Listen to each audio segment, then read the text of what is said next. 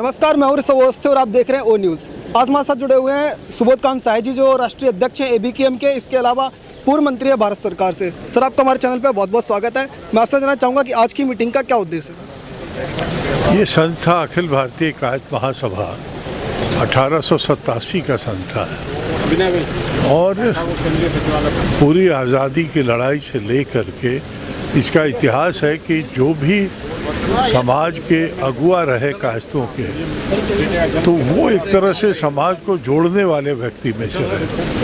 विवेकानंद, राजेंद्र प्रसाद, लाल शास्त्री जी, इस तमाम तरह के नाम से लेके के बहुत सारे, चाहे वो ऋषि मुनि रहे, चाहे वो स्वतंत्रता सेनानी रहे, चाहे सरकार के अपने आप में देवेंद्र लैंडमार्क और उनका एक अपनी पहचान। तो ये आज के दिन में जब पॉलिटिक्स ऑफ पोलराइजेशन शुरू हो गया, तो इसमें ये इंटेलेक्चुअल सोसाइटी का काज आज हाशिए पे चला गया है। तो इसीलिए इसी बात को लेके मंथन था और कायस्थ कम्युनिटी कमज़ोर हुआ तो समाज में टकराहट ज़्यादा हो गई, क्योंकि ये चुंबक की तरह लोगों को जोड़ के रखता था। इसके नेतृत्व में ये क्षमता थी, क्योंकि गिविंग एटीट्यूड के लोग थे, गिविंग एटीट्यूड। तो इन्हीं सब सवालों को लेकर के एक व्यापक बहस था कि कैसे हम अपना वो ग्लोरी हासिल करें जिससे हम देश निर्माण में अपनी भूमिका निभा पाए।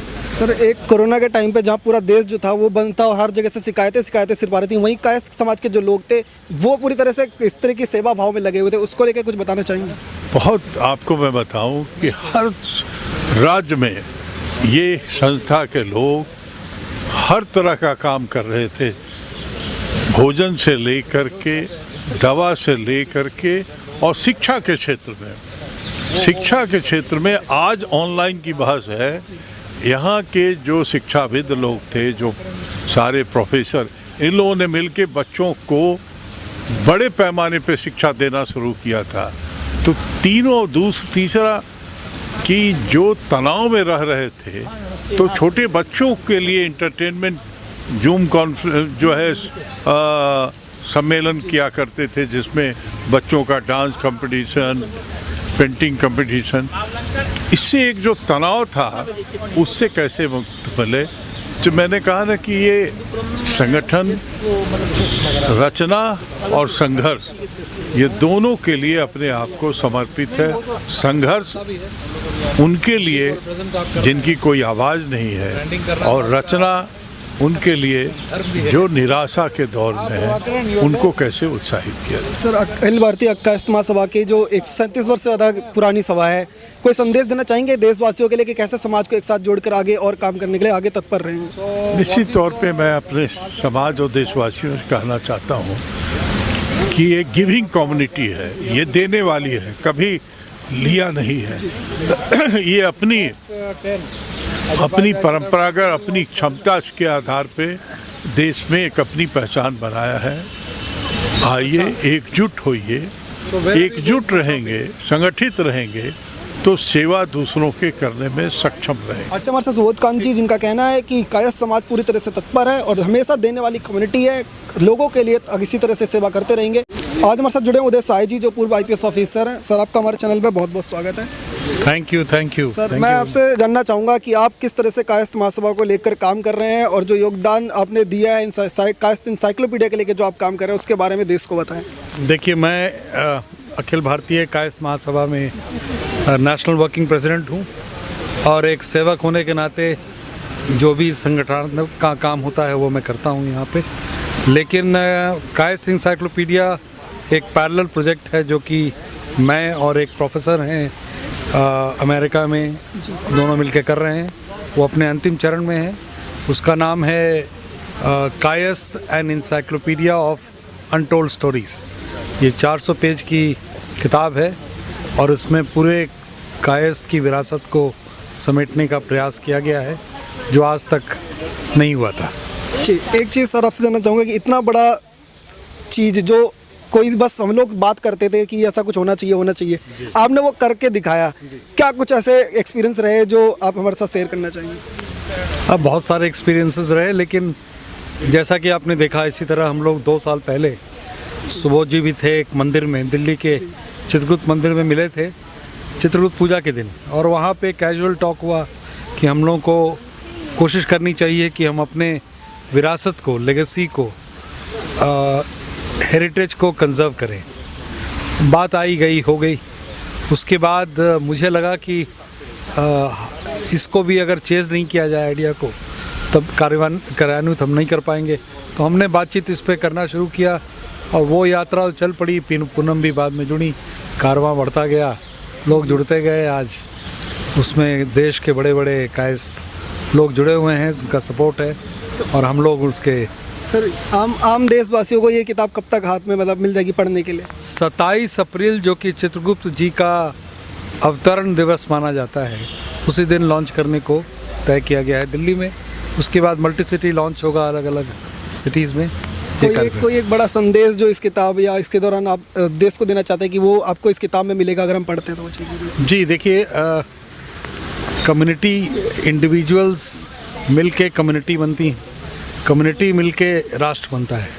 तो राष्ट्र निर्माण की जो बात हो रही है, उसके कई अप्रोचेज़ हैं, लेकिन एक अप्रोच ये भी है कि अलग अलग कम्युनिटी अपने को मजबूत करे और एक दूसरे के साथ सहयोग करे, तो हम राष्ट्र को भी कहाँ से कहाँ ले आ सकते हैं। अनफॉर्चुनेटली इस कम्युनिटी, कायस्थ कम्युनिटी की विरासत बहुत ही वैभवशाली रही है, लेकिन उसका डॉक्यूमेंटेशन नहीं हुआ था। तो उसकी हेरिटेज वैल्यू को और उसकी आइडेंटिटी को एक तरह से प्रिजर्व करने की कोशिश में की गई है, जिसमें 3 तरह के कायस्थ भारत में पाए जाते हैं। चित्रगुप्त वंशीय कायस्थ, जो कि नॉर्थ इंडिया में है और साउथ में है। उसके बाद दूसरे हैं चंद्रसेनीय कायस्थ, जो कि महाराष्ट्र, गुजरात और मध्य प्रदेश के कुछ इलाके में है। और तीसरे हैं चित्रसेनीय कायस्थ, जो कि बंगाल और उड़ीसा और असम और त्रिपुरा जैसी जगहों में है। तो तीनों को समेटकर ये ग्रंथ तैयार हुआ है। उनकी लेगेसी, उनकी माइथोलॉजी, उनकी हिस्ट्री, स्टेट्स में किस तरह के हैं वो, उसके अलावा उनका खान पान, उनका कल्चर, उनकी ब्रांडिंग एट्सेट्रा, करीब 15 चैप्टर्स हैं इसमें अलग अलग विषयों पे। जी, हमारे साथ बात करने के लिए बहुत बहुत धन्यवाद। Thank you, thank you, thank you. ये थे हमारे साथ उदय साय जी, जिनका कहना है कि जो कायस्थ इंसाइक्लोपीडिया है उसके बारे में, कायस्थ का पूरा कल्चर, उनके खान पान, उनकी सभी जानकारी आपको इस किताब को पढ़ के मिलेगी। तो आप ये किताब जरूर पढ़िएगा। Hello sir, welcome in our channel. Kindly share views about today's programme and ABKM. Hi, myself Prabhakaran, the National Coordinator of Southern India ABKM. Like, we have visited Delhi for the purpose of ABKM General Body Meeting. It is pleasure to be part of the meeting today. Like, about Kayasthas in South, like we call ourselves as Karnigar in Tamil Nadu, Karnam in Andhra. Coastal areas of Andhra we call ourselves as Shishta Karnam. In Karnataka we call ourselves as Karnika.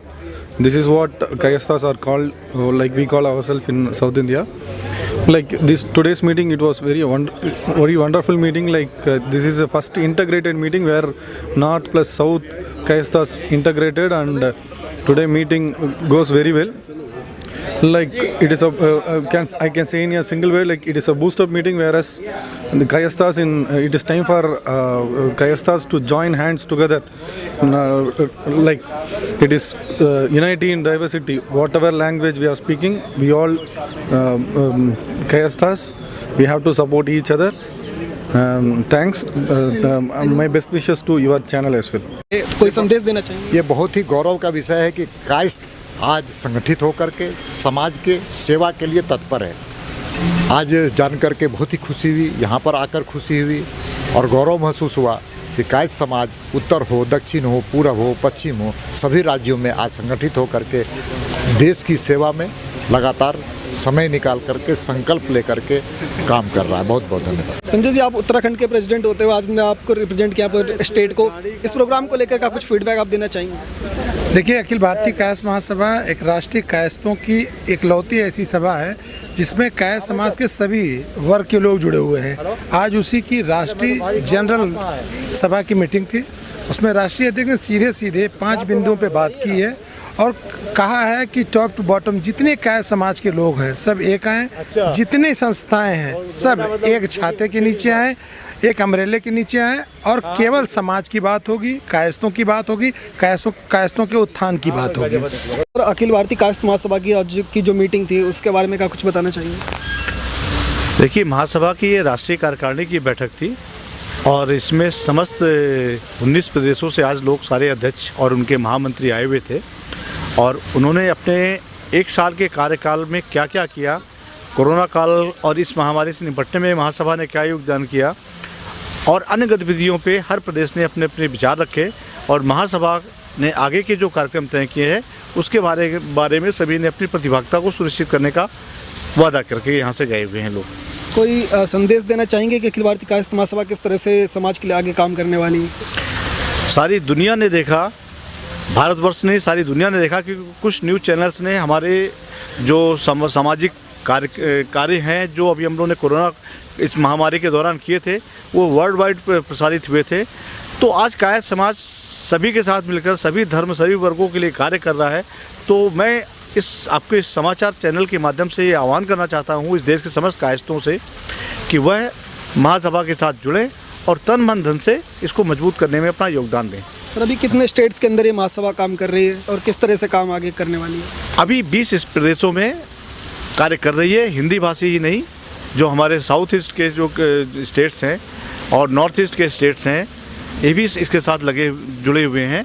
इनके अलावा जो बचे हुए हमारे जो जम्मू कश्मीर, पंजाब, हिमाचल, ये भी आगामी आने वाले इस साल में हमारे टारगेट में हैं, ये भी जुड़ेंगे।